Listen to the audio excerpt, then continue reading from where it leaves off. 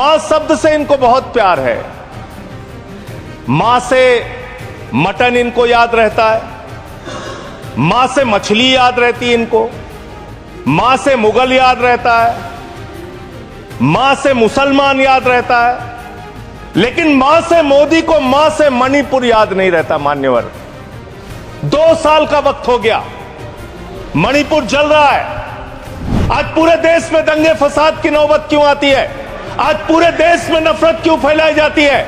उसकी वजह है कि आपको गांधी से प्यार नहीं है, आप गोडसे को पूजने वाले लोग हो। इसीलिए आपका ध्यान देश की अर्थव्यवस्था पे नहीं, देश की बेरोजगारी पे नहीं, किसानों पे नहीं, महंगाई पर नहीं, आप दिन रात औरंगजेब औरंगजेब औरंगजेब औरंगजेब। जनता कह रही है कट गई जेब, कट गई जेब, कट गई जेब। लोगों की जेब कट रही है, आप औरंगजेब औरंगजेब औरंगजेब चिल्ला रहे हैं। अरे हिंदुस्तान की चिंता करो, हिंदुस्तान की चिंता करो, राष्ट्रपिता महात्मा गांधी की चिंता करो, गोडसे के रास्ते पर मत चलो। प्रधानमंत्री जी फिर मां से मॉरिशस में है, मां से मणिपुर कब जाएंगे, इस बात का इंतजार देश की जनता को है। मिस्टर संजय सिंह, आम आदमी पार्टी। धन्यवाद मान्यवर, आपने इस विषय पे मुझे अपनी बात कहने का मौका दिया।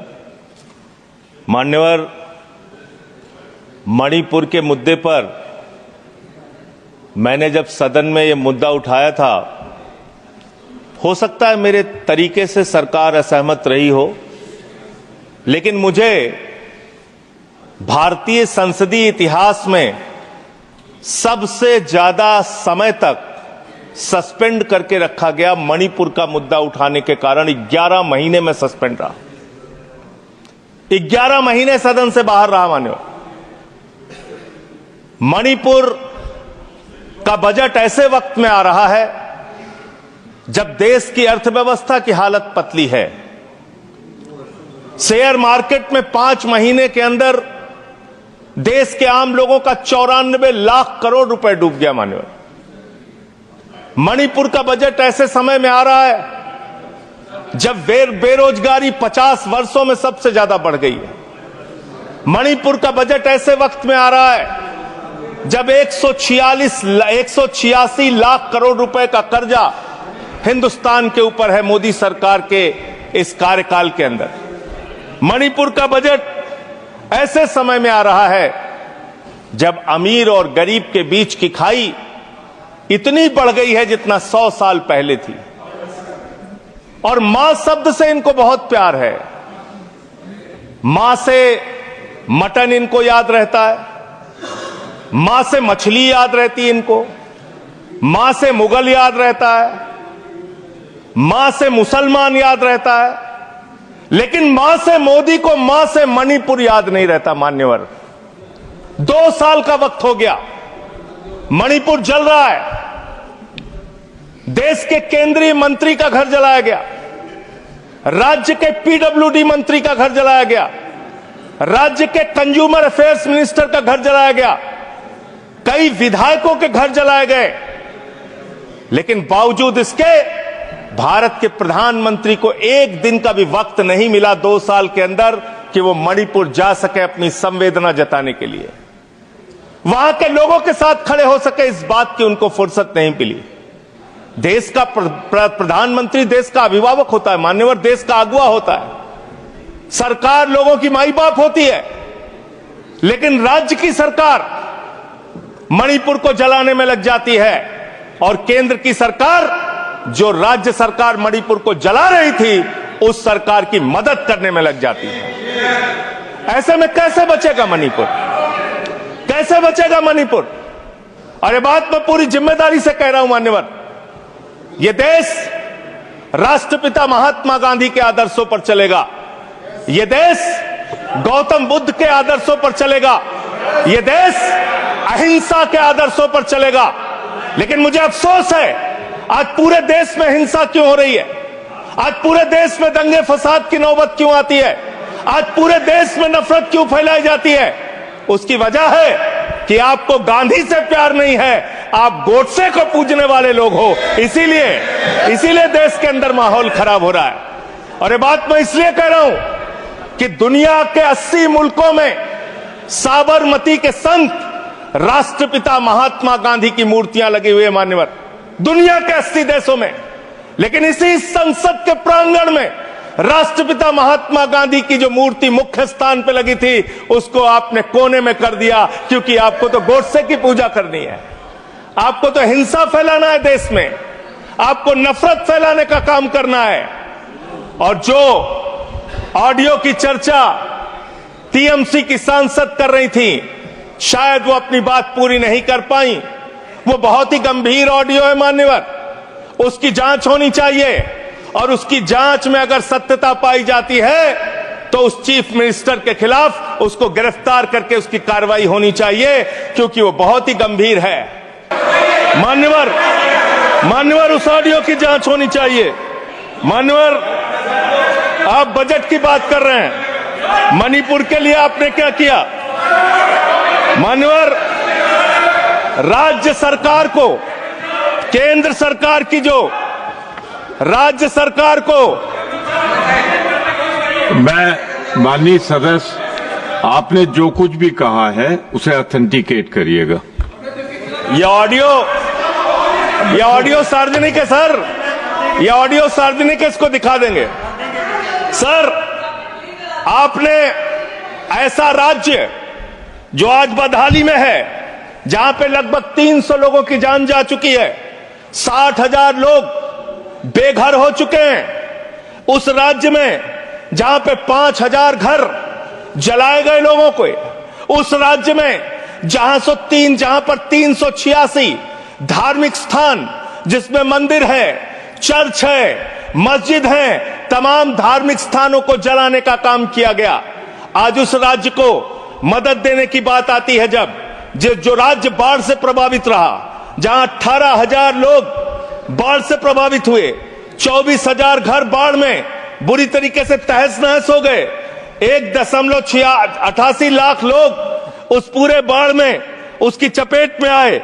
मान्यवर, ऐसे राज्य को जब मदद देने की बात आती है तो मुझे बहुत अफसोस के साथ कहना पड़ता है, आपने बजट में जो बढ़ोतरी की है, 34,899 करोड़ का बजट 2024-25 में था, और उस बजट को रिवाइज किया आपने, बजट को कर दिया 32,656 करोड़ रुपए।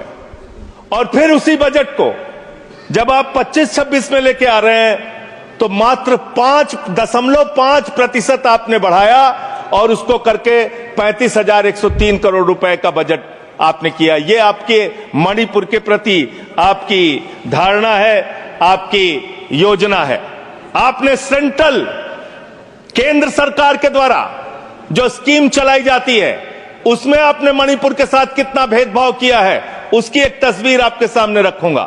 प्रधानमंत्री आवास योजना में 72% पैसा आपने कटौती किया, आयुष्मान भारत योजना में 78% पैसा आपने कटौती किया, ओबीसी स्कॉलरशिप में 58% पैसा आपने कटौती किया, राष्ट्रीय ग्राम स्वराज अभियान में 42% पैसा आपने कटौती किया, प्रधानमंत्री गरीब कल्याण अन्न योजना में 60% पैसा आपने कटौती किया, राष्ट्रीय कृषि विकास योजना में 20% पैसा आपने कटौती किया, बेटी बचाओ बेटी पढ़ाओ अभियान में उस राज्य के अंदर जहां पे महिलाओं के साथ रेप की घटनाएं हुई, बलात्कार की घटनाएं हुई, उस राज्य के अंदर जहां एक कारगिल योद्धा की पत्नी को निवस्त करके घुमाया गया, उस राज्य में बेटी बचाओ बेटी पढ़ाओ के नाम पे आपने 49% बजट में कटौती करने का काम किया।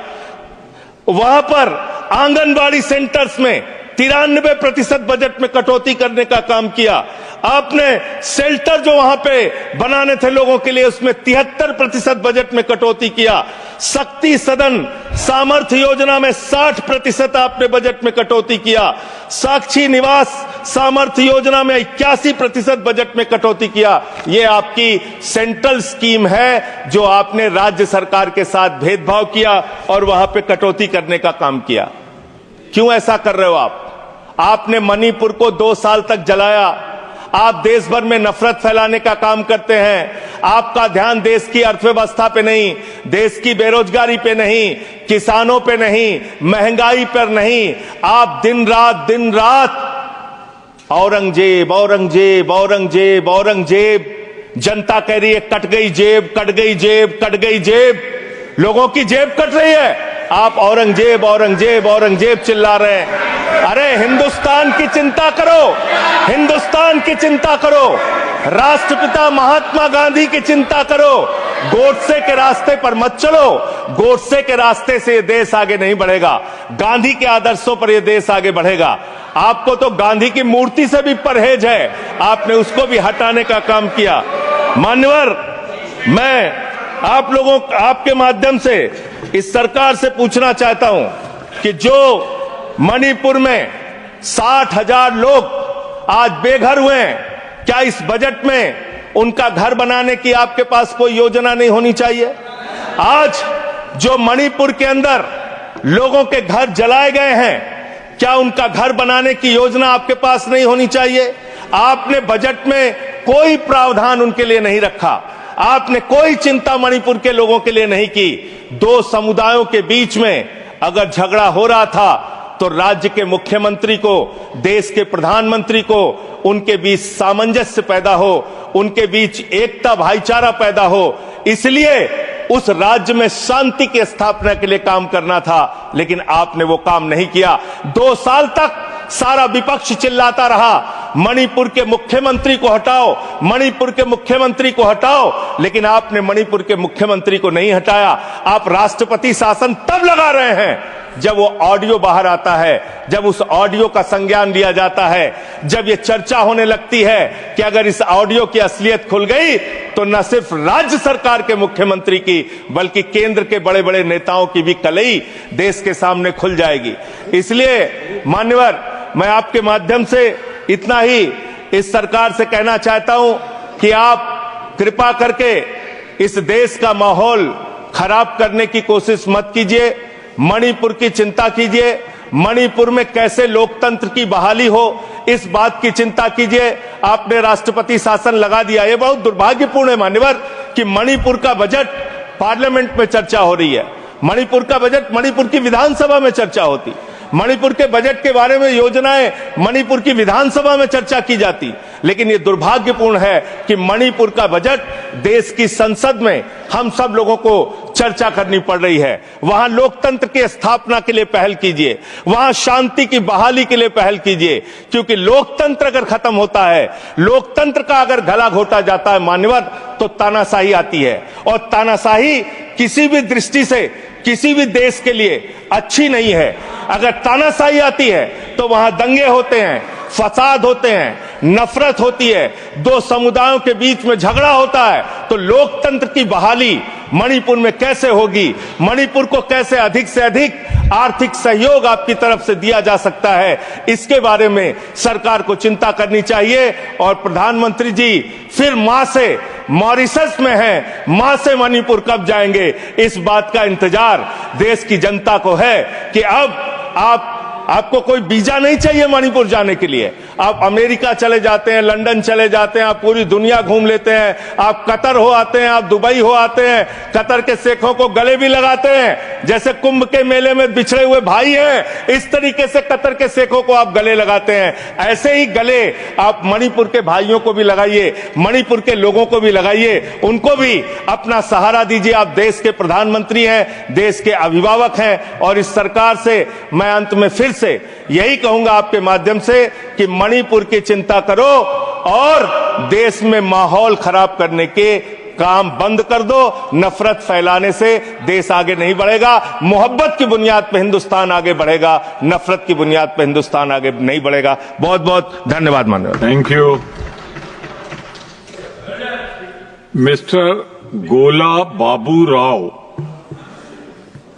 Thank you very much vice chairman ji. 1 minute आप शुरू करें प्रधानमंत्री।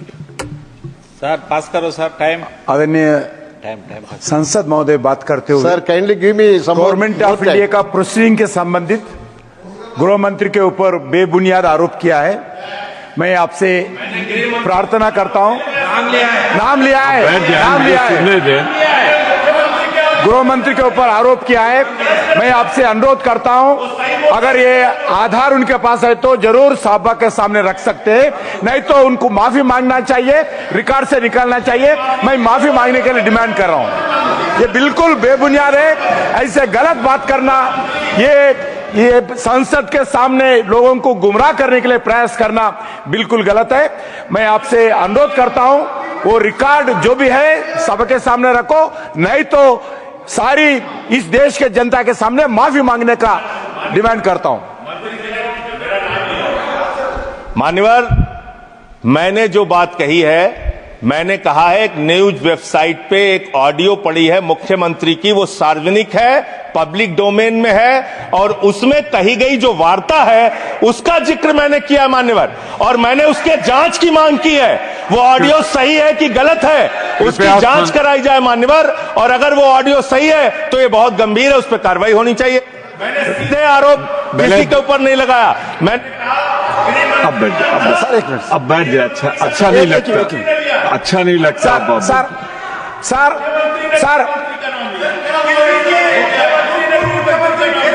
मैं आग्रह करूंगा, माननीय मंत्री जी अपना स्थान ग्रहण करें। माननीय मंत्री जी स्थान ग्रहण करें। मिस्टर संजय सिंह, आप अपना स्थान ग्रहण करें। आपको जो कहना था कह। आप अगर संदर्भ लें माननीय मंत्री जी, तो मैंने यहां से निर्देश दिया है कि ऑथेंटिकेट करें, और अगर नहीं करेंगे तो नियम स्पष्ट है, उस पर कार्रवाई होगी। तो मैं आपसे एक ही आग्रह करूंगा कि चूंकि ये निर्देश जा चुका है, आपने पुनः कहा है, तो मैं वही निर्देश पुनः दोहराता हूं।